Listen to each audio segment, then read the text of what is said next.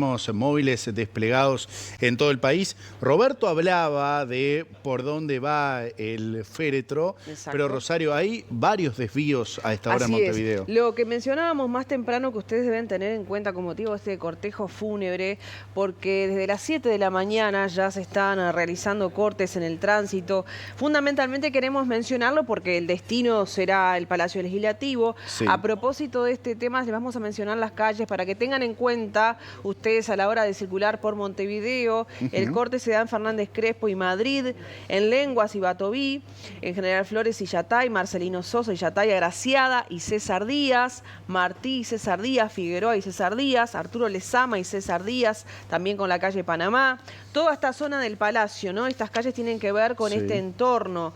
En Cuareim y César Díaz, justamente donde está BTV, Guatemala y Figueroa, Escobar y Figueroa, Libertador y Venezuela, además de Nicaragua, Yaguarón y Nicaragua, Asunción, Minas y Nicaragua. Estas arterias de tránsito se están viendo alteradas, Venezuela y Minas también, y Tierno Galván y Venezuela.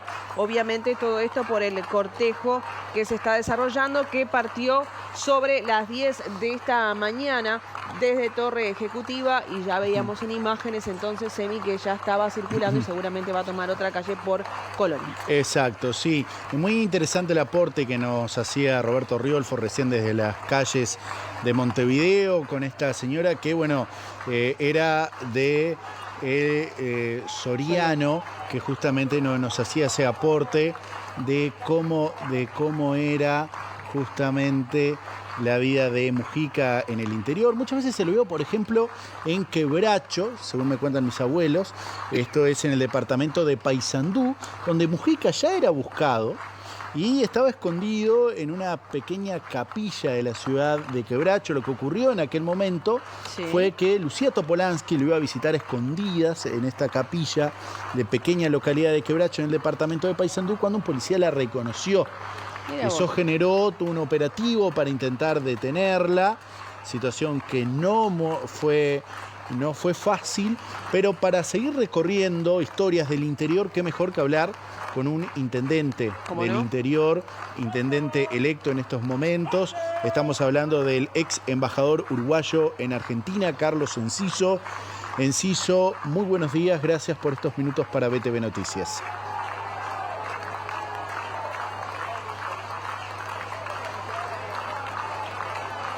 Bueno, hola. A ver, a Enciso ahí se nos escucha. Buen día y un saludo a ustedes y a la audiencia. Enciso, estábamos haciendo mención a la imagen de Mujica en el interior del país, una imagen que trasciende partidos políticos. Usted, obviamente, intendente electo de Florida por el Partido Nacional. ¿Qué recuerdo del mandatario se le viene a la mente, teniendo en cuenta que usted fue, como le decía, el embajador uruguayo en Argentina en la pasada administración? Bueno, varios. La presencia de Mujica en Florida, en nuestro departamento, los 25 de agosto, esos diálogos cortitos ahí en esas instancias que teníamos. Por supuesto, en San Luis Grande, que fue un hecho de pública notoriedad, un micrófono abierto que generó rispideces con el gobierno kirchnerista en su momento. Y en los últimos tiempos las charlas que tuvimos, algunas que lo visitamos en la Chacra, en Buenos Aires, que lo recibimos fundamentalmente y lo acompañamos, mejor dicho, en algunas oportunidades que cruzaba con algún tema del libro o algún evento que tenía que nos parecía de orden, con otros expresidentes también estar allí. Y bueno, y todo eso nos generó siempre una muy buena relación con él y todo lo demás que implicaba esas charlas, ¿no? Si usted mencionaba a propósito de estas conversaciones que mantenían muchas veces obviamente mediante un protocolo, pero también lo que caracterizaba a José Pepe Mujica era la improvisación, ¿no? Entonces tal vez cometemos una infidencia, pero le vamos a pedir sobre qué puntos medulares o sobre qué argumentos tenían esas charlas, cuáles eran los ejes de la atención, dónde estaban los temas que cuando se juntaban solían hablar.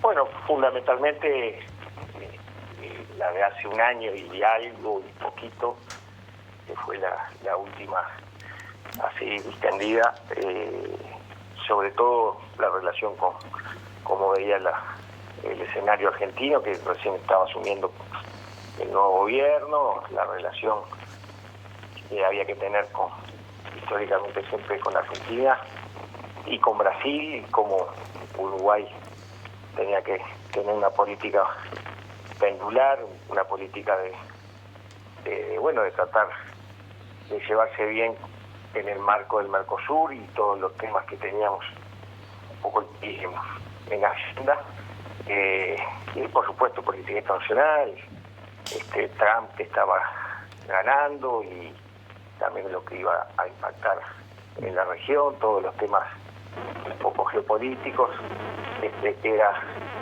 parte de la conversación y el interés, y que nosotros también dábamos nuestro pequeño aporte en la concepción de la cosa. De todas maneras, siempre era muy fluido y siempre era lleno de interrupciones, interpretaciones, que era una charla muy linda en ese aspecto, ¿no? Enciso, ya lo tenemos que despedir, pero en pocas palabras, ¿cómo era el relacionamiento también con el Congreso de Intendentes por parte de Mujica? Fue muy bueno porque de arranque tuvimos los famosos tallarines en Anchorena, que generó cierta polémica, y que ahí destrabamos... Esta vieja es peor que el tuerto. A destrabar... Una frase icónica. Sí, esa fue en San Andrés Grande. Como venimos con los hermanos argentinos, le digo, en el evento charlando, que era un evento largo, y me dice, la vieja peor que el tuerto. Y el tuerto es más político, le digo yo, sí, esa es una terca, bueno, todo eso. Cuando se filtró le digo, presidente, mire que esto está en una web ya del diario. Bueno, ¿qué le va a hacer una mancha al tigre? Y fue después el lío que se ocasionó y nosotros no pudimos poner el video.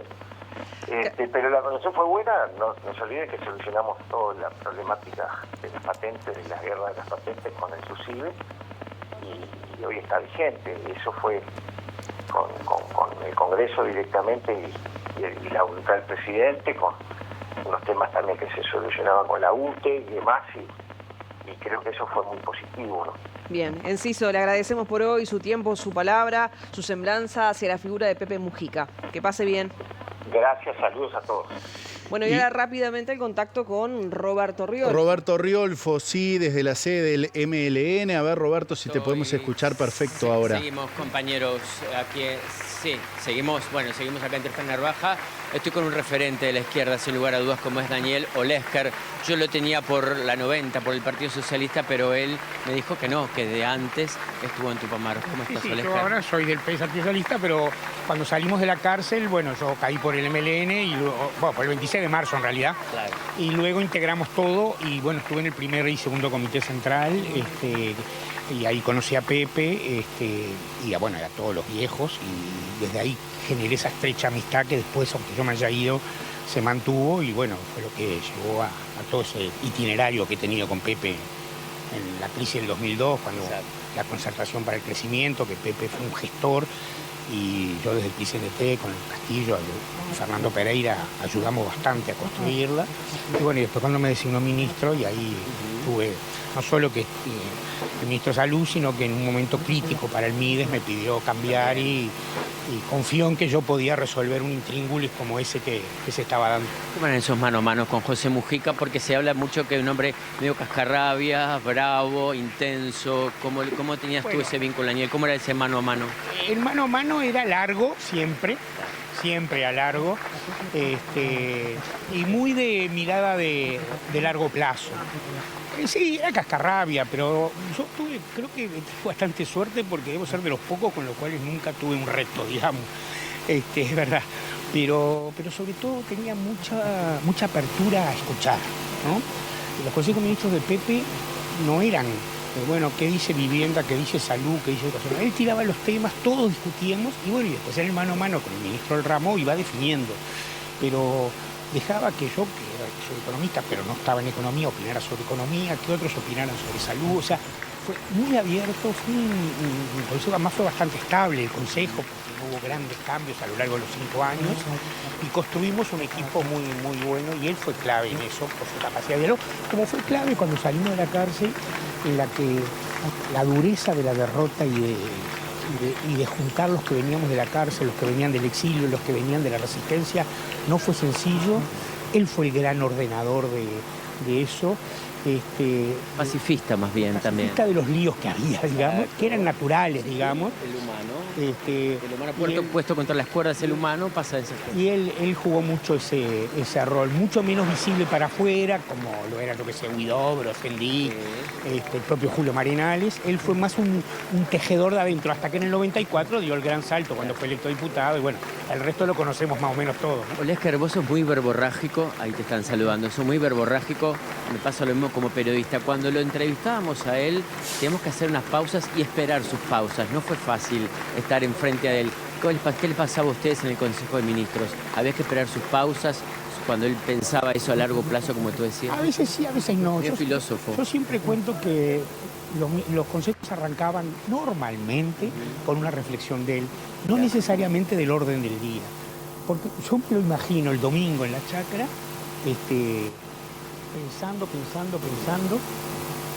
pensando, y dijo, mañana hablo de esto. Ahí no había pausas, ahí hacía todo un planteo y decía, bueno, ¿y qué opinan? Después el mano a mano dice sí, pero no tengo ese recuerdo, digamos, de las pausas, más bien tengo el recuerdo de la conversa. Olesker, te libero, así seguís atrás del féretro, 1.000.000 de gracias. Gracias a ustedes. Yo estoy acá con la candidata, la ex candidata en realidad, a alcaldesa por el municipio CH, Mónica Cafa. ¿Cómo andás, Mónica? Un placer. Acá en este momento de dolor, es una pérdida entrañable, que nos llega mucho.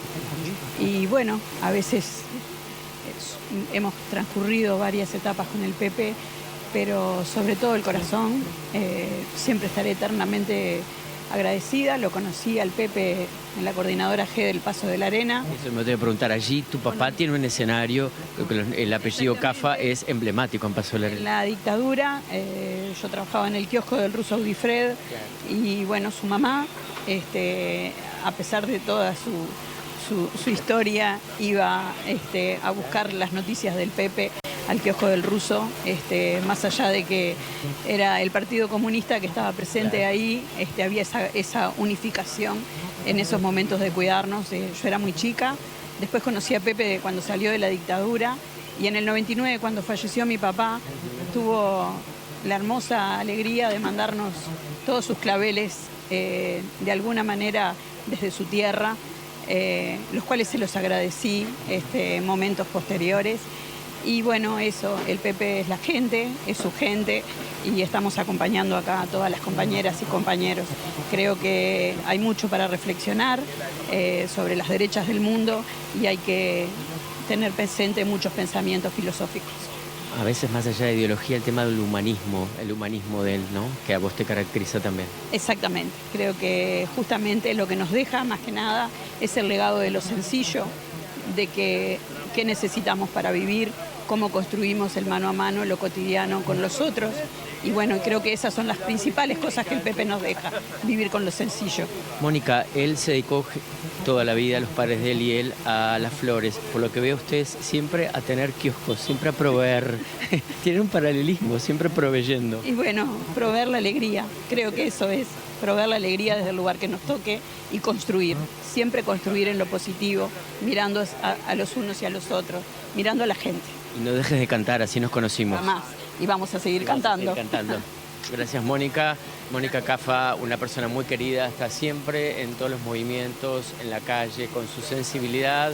La conocí cantando, hemos compartido un gran coro como era Música Viva, dirigida por Sonia Dever.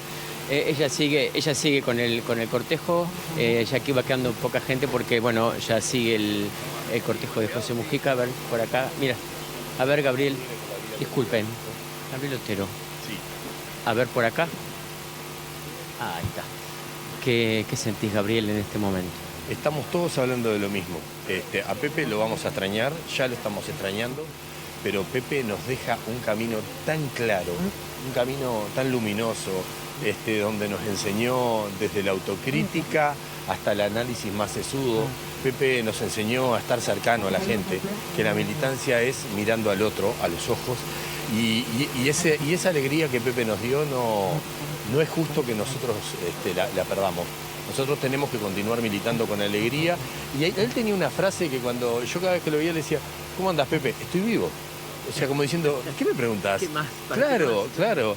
Y yo estoy condenado a seguir esas coordenadas de Pepe. Estoy vivo, hay que seguir. Y Pepe nos deja un camino bárbaro.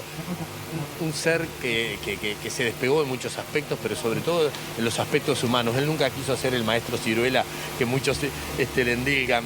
Pepe tenía un intelecto desarrollado como para empezar hablando del árbol, terminar de las hormigas o de la política internacional. Bueno. Eso lo cultivó. Yo quería hacerte una pausa con eso, porque tal vez la imagen de Mujica es el viejito, el militante, el que tuvo las armas, que después logró insertarse en la democracia, pero tiene una gran formación intelectual. Él es un tipo muy leído. Él te hablaba de las cosas de ahora, pero también te iba a los etruscos, te iba al impresionismo, ojo al gol, ¿no? Hay mucho atrás de esa, tenía mucha base también intelectual, ¿no? No sé. Mirá, bueno, en este momento está pasando uno de los taxis de la cooperativa que yo trabajaba con dos queridos amigos. Discúlpenme, están en vivo, supongo, pero tuve que saludar porque si no... En realidad, Pepe era un intelectual. Las veces que hemos dicho que lo digamos, hay gente que esto hasta le puede caer como, no sé, hasta mal, porque Pepe no quería llamarse intelectual, pero... No tenía academia atrás, no tenía Udelar, pero sí tenía leído, lo reconoció el mismo Sanguinetti, dijo, él es un filósofo popular, Sanguinetti, ¿no? Una persona que sí tuvo academia. Sí, pero muy formado. Claro. Iba al fondo de tu pregunta. Pepe era un hombre muy formado. Ubambia con hablar de cualquier lugar del mundo con Pepe, porque te podía hablar hasta de la flora autóctona de ese lugar, ¿no? No, porque Tailandia sí, ahí en Tailandia tal cosa. Y entonces, viste, tenías que estar muy bien parado. Y lo que tenía además era que siempre te dejaba con un pedazo grande para que vos lo resolvieras, ¿no? Ese golpe así que te lo hacía así, viste, y te quedaba mirando como diciendo, ¿y qué me vas a decir? Siempre, con esa pausa tupamara que algún humorista le impuso, pero que es tal cual. Está en una pausa tupamara, Pepe, mirá bien, está en una pausa tupamara. Las pausas de Elena, lo hablábamos a ver con Olesker, quienes estamos en el periodismo no era fácil entrevistarlo, había que esperar a que redondeara, pero con esa sapiencia y con esa cantidad de información que tenía, nunca sabíamos en qué momento redondeaba su pensamiento, porque era intenso, era profundo, había que estar muy atento, más que 5 sentidos, para tratar de entender lo que estaba en ese mensaje. Había mucha cosa por debajo, casi que subliminal. Eso que decís es tal cual.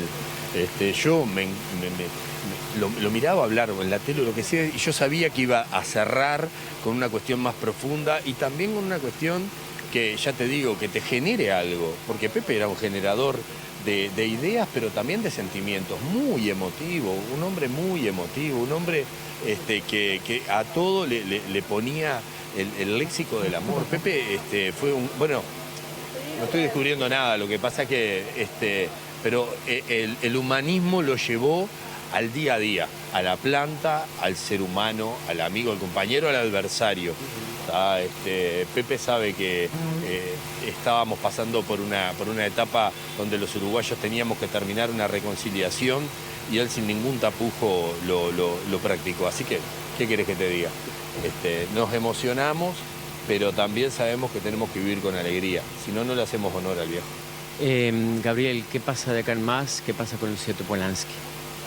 Bueno, Lucía... Una historia de amor muy linda, ¿no? Entonces debe ser duro también para ella. Claro, Lucía acompañada, muy bien acompañada, rodeada. Lucía, lógico, la pérdida del compañero de vida, del compañero de charlas, del amor, ¿no? De ese amor que además ellos se han floreado de ese amor. Nunca estuvieron con un amor, ¿no? Ellos hablaban de su amor y eso es fantástico. Creo que Lucía va a salir adelante porque ante todo es una gran luchadora, porque tiene horizonte, porque Lucía no tiene una vida propia, siempre la ha tenido y tiene horizonte para seguir caminando y ahí vamos a estar. Ella fue la que hizo la opción de vida por amor, ¿eh? Ella venía de la burguesía, ella venía de entre Pocitos, El Prado y Punta del Este, hizo Facultad de Arquitectura y se fue y se plegó a la vida de él con Las Flores, Rincón del Cerro. Hizo una gran opción de vida por amor, es una gran lección, una historia de amor también es esta muy fuerte. Es una historia de amor fantástica porque además ellos, son pareja del 71, él cae preso, después cae ella, él sale en la fuga, después 13 años de silencio con una carta nomás en el medio porque de todas las que le mandaron y el reencuentro maravilloso porque vos decís, el otro día hicimos los 40 años de los últimos liberados y en sala yo decía, ¿te imaginás salir de la cárcel después de 12, 13 años casi y prácticamente solo? Salís huérfano seguramente, podés haber perdido padre, madre, un amor. ¿Quién te espera? ¿No? Bueno, ellos convergieron en la salida y se dieron cuenta que no tenían tiempo para perder y automáticamente se quedaron juntos. Digo, porque no había tiempo para perder, ¿entendés? Lo que Pepe en su esencia es vos, cuidá la vida porque es lo único que tenés, es tu tiempo. Y eso los dos lo hicieron carne, yo, todos lo hemos visto. Una esencia muy joven también, ¿no? Muy intensa, muy juvenil. Y hasta muy hippie. Y hasta muy hippie, un hombre, un tanguero de ley, como Pepe y Lucía, ¿no? Con una cabeza muy hippie también, ¿no? Porque el amor en tiempos donde tenés que andar agachándote, ¿no? No solo por los tiros, sino para que no te vean, salir de la cárcel, tenés que tener, hablo del movimiento hippie, ¿no? Del movimiento del amor, de eso hablo, ¿no? No hablo de hippie persona, pero sí del movimiento. Y creo que Pepe ahí tuvo, y Lucía, ambos dos, la pareja, Pepe y Lucía, Lucía y Pepe, tuvieron y se dieron cuenta que no había tiempo para perder. Entonces trabajaron, militaron, formaron un hogar, se hicieron de pensamiento, se cultivaron. Y bueno, la verdad, es admirable, es admirable. Sabemos que, porque hemos tenido confianza y hablar fuera de los móviles con ellos, lo pendiente fue tener familia, fue un tema duro, pero lo siguieron adelante y lo pudieron sobrellevar. Claro, sí, la opción de ellos tuvo esos avatares de la vida, ¿no? Pero también te puedo asegurar que brindaron amor, ¿eh? Sí, sin duda. No pudieron tener hijos, pero brindaron mucho amor. Gabriel, vos también sos cantante. Él era tanguero de ley, vos sos cantante. ¿Qué tango se te ocurre para Mujica? Hoy le dediqué en redes La vida es linda, de Carlos Gardel. ¿Y media estrofa? Ah, no, no, pero me la debes. El estribillo es, la vida es linda, hay que vivirla, la vida es linda, una cosa así dice el estribillo. Pude hablar un poco de tango con él y yo soy medio fan de Rivero y él me enseñó alguna cosa más. Pepe me ha enseñado muchas cosas en poco tiempo. Gracias, Gabriel, un placer. Bueno, me despido acá de la sede del MLN de Tupamaros, desde aquí, de Tristán Narvaja, 17:40. Continúen con esta gran transmisión de Tenfield para todo el mundo. Muchas gracias, Roberto. Seguramente vamos a hablar con vos más adelante. Pero si te parece, Rosario, nos vamos a ir rápidamente a la sede del Frente Amplio, porque allí está desplegado otro de los móviles del equipo de BTV con Bruno Esteves. Bruno, contanos cuáles son las novedades a esta hora. Bienvenido. ¿Qué tal, Emiliano? Buen mediodía para ti y para todos. Efectivamente, estamos a las afueras de la sede del Frente Amplio, donde militantes y dirigentes de la fuerza de izquierda que representaba el expresidente José Mujica están esperando el paso del cortejo fúnebre, donde se encuentra también Yamandu Orsi. Acaba de llegar la ex vicepresidenta de la República y señora esposa del expresidente José Mujica, Lucía Topolansky. Aquí están escuchando aplausos porque se está retirando la ex vicepresidenta Lucía Topolansky, que se va a dirigir propiamente a la sede del Movimiento de Participación Popular y luego al Palacio Legislativo, donde se iniciará lo que será el funeral del jefe de Estado de nuestro país con la llegada de mandatarios de todo el mundo. No es casual que el cortejo fúnebre iniciara en Torre Ejecutiva, porque el presidente inició allí lo que fue su presidencia y luego se traslade a lo que es la sede del Movimiento de Liberación Nacional Tupamaros, donde arrancó a militar de forma clandestina en la guerrilla urbana que hubo aquí en nuestro país. Luego de la guerrilla se trasladó propiamente, al ser liberado de la cárcel, al Frente Amplio, iniciando lo que fue la propiamente dicha transición democrática a la democracia con su liberación y el inicio de lo que fue su camino político aquí con los partidos políticos de nuestro país, fundando el Movimiento de Participación Popular en 1990. En 1995 es electo diputado por el sector, el MPP, junto con otros exdirigentes guerrilleros de nuestro país, del Movimiento de Liberación Nacional Tupamaros. Pero vamos a seguir repasando eso más adelante. Si les parece, vamos a conversar con algunos de los dirigentes y militantes que están aquí apostados en la sede del Frente Amplio. Son muchos los militantes, muchas banderas del Frente Amplio, del Movimiento de Participación Popular, también del Pabellón Nacional Uruguay. Perdón, estamos en vivo para BTV Noticias. ¿Qué recuerdo tienen del Frente Amplio y del José Mujica? No hay problema. Seguimos aquí recorriendo lo que es la sede del Frente Amplio, ubicada en Montevideo. ¿Qué tal? Estamos en vivo para BTV Noticias. ¿Qué recuerdo tienen de Mujica? ¿Sí? ¿Qué recuerdo tienen del expresidente José Mujica? Y bueno, el recuerdo que muy caluroso. El único recuerdo que tengo es que el año pasado estuvo acá él y yo vine, yo soy militante del Partido Comunista y nos dio un abrazo a todos, pero un abrazo de esos inseparables, ¿viste? Él siempre daba la mano con todo. Y bueno, y lo único que lamentamos que era el último líder de la izquierda y del país. Y va a ser muy difícil ahora con otro líder como él. ¿Qué legado deja para el Uruguay José Mujica? Y deja muchas cosas, no te olvides que durante el gobierno de él creó leyes importantísimas que hoy las estamos disfrutando, la ley del matrimonio igualitario. Yo conozco mucha gente homosexual que se pudo formar su familia gracias a la ley que sacó él. Y después cannabis, ni que hablar del cannabis, que hay gente que puede comprar en la farmacia y cannabis y muchas cosas más, muchas. Y aparte a nivel social también, siempre al lado de la gente pobre, la necesitada, claro. Y bueno, va a ser difícil otro líder como él. Muchas gracias. No, por favor. Le decía que está presente también dirigente del Frente Amplio. Estamos aquí con Rafael Michelini, representante del Frente Amplio, dirigente político que estuvo cercano a lo que fue la figura del expresidente José Mujica. ¿Qué recuerdo queda en este día de José Mujica? La tristeza es infinita y deja un vacío enorme el Pepe Mujica a nivel mundial, porque era un hombre reconocido a nivel mundial, a nivel de todo el país y naturalmente en nuestra fuerza política en el Frente Amplio. Y eso solo es llenable recordando sus enseñanzas, sus análisis, sus propuestas. Pero, repito, la tristeza para el pueblo uruguayo es infinita.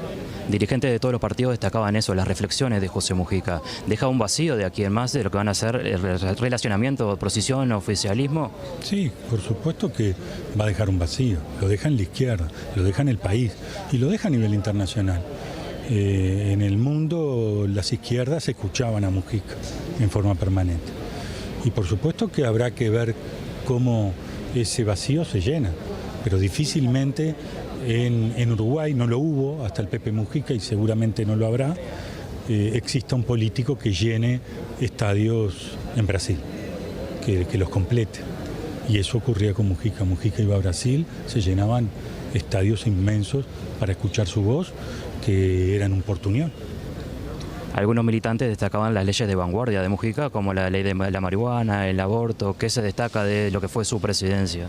Sin duda que la agenda progresista estuvo al tope, pero el legado mayor de Mujica es luchar contra el consumismo, el darle un lugar a los jóvenes, esa anécdota que él siempre cuenta de que, bueno, un padre a la noche acaricia a su hijo mientras está dormido el niño y le dice que su padre no pudo estar con él porque su padre trabaja para que no le falte nada material, pero no se da cuenta que al hijo lo que le falta es el padre. El vínculo entre pasado reciente y la vida de José Mujica siempre estuvo presente, incluso ahora en la sede del Frente Amplio, con presencia de figuras como ustedes, que el pasado reciente estuvo bastante presente. ¿Cómo ha sido manejado por Mujica eso, el vínculo con el resto de los partidos políticos? Mujica siempre manejó todo con mucha sabiduría y ha hecho una gran reflexión. Y fue un gran presidente y además incorporó a la izquierda uruguaya a un nivel de llegada en los sectores más profundos del Uruguay que el Frente Amplio nunca había llegado. Ha sido muy amable por estos minutos con BTV Noticias. Gracias a todos ustedes. Nosotros continuamos aquí en la sede del Frente Amplio, luego nos trasladaremos a lo que es la sede del MPP para seguir con esta cobertura especial de lo que será el funeral del expresidente de la República, José Mujica. Perfecto, Bruno, vamos a guardar entonces tu contacto mientras vemos que allí el féretro avanza, el cortejo fúnebre por la avenida 18 de julio. En minutos nada más llegará a la huella de Serengni y luego a la sede del MPP Rosario. Estamos viendo imágenes que está pasando por estos momentos frente a la iglesia del Cordón. Y bueno, decíamos que diversas personalidades de la política de nuestro país, figuras destacadas, han reconocido el legado que deja José Mujica.